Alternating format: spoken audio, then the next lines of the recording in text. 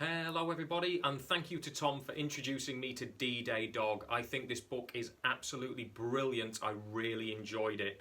I think it's really interesting how you can base stories around historical facts and events, and how you can write about real people or people you might have known.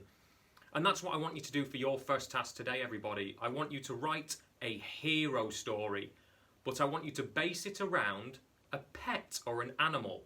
Now, I'd love it to be a pet that you own, but if you don't own a pet, you can base it around a friend's pet or a relative's pet. And if you don't know any animals and nobody has any pets, you can make it up. You can use your imagination. But whatever it is, the pet or the animal has to be the hero in the story.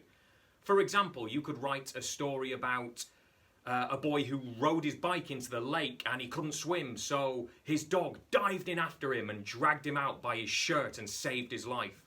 Or you could write a story about a parrot whose house was on fire and he squawked really loud to wake everybody up and save everybody from the smoke and the flames. So whatever you're writing about, your pet has to be the hero in the story. And we're going to do it in an interesting way. We're going to do it in a fun comic strip. Here's what I mean. So for a comic strip, you need different pictures or lots of different scenes to tell your story. So here we have a large piece of paper. That's all you're going to need.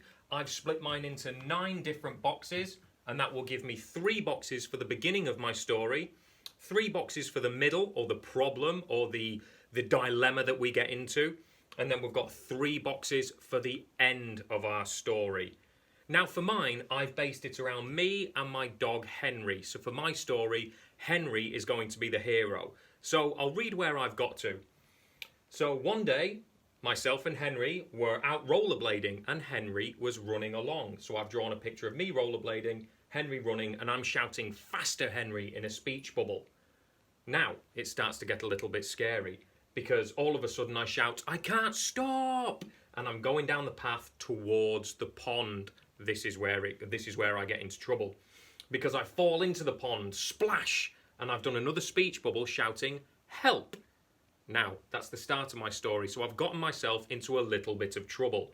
But who have I got to save me? I've got Henry, my pet dog, and he's going to be the hero in our story. So, for the middle of our story, I've only drawn the first one because I want you to think about what you're going to do for your story. But for the middle, I've got Henry and a thought bubble thinking, what can I do? And I'm still in the lake shouting help. Now, I think what Henry might do is get really brave, decide he's going to be a hero, and run and jump into the lake. And then he has to grab me by my collar and swim as quick as he can to get me out of the lake before I struggle or before I drown or I can't swim anymore. Then I'd have to come up with something at the end. Maybe I reward Henry with some treats, or we carry on rollerblading somewhere and then we eventually get home and we both dry off. Maybe that's how I finish my story. But I want you to think about what happens in your story, guys, and I want you to be a bit creative. Now, the important bit is at the end, I want you to tell it like it is a story. So, one sunny day, me and Henry were rollerblading down the street and I wanted Henry to go faster, so I shouted, "Faster, Henry," and I might put that in speech marks. All of a sudden, I felt I was going too fast and I was heading towards the deep blue lake. I couldn't stop and splash, I fell into the lake. I saw Henry at the side, so I shouted him as loud as I could for help.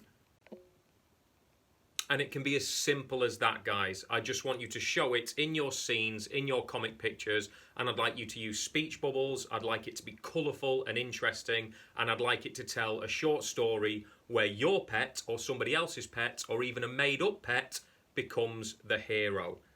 Right, I can't wait to see what you come up with, so get creative, give it a go, and I'll see you on the next task.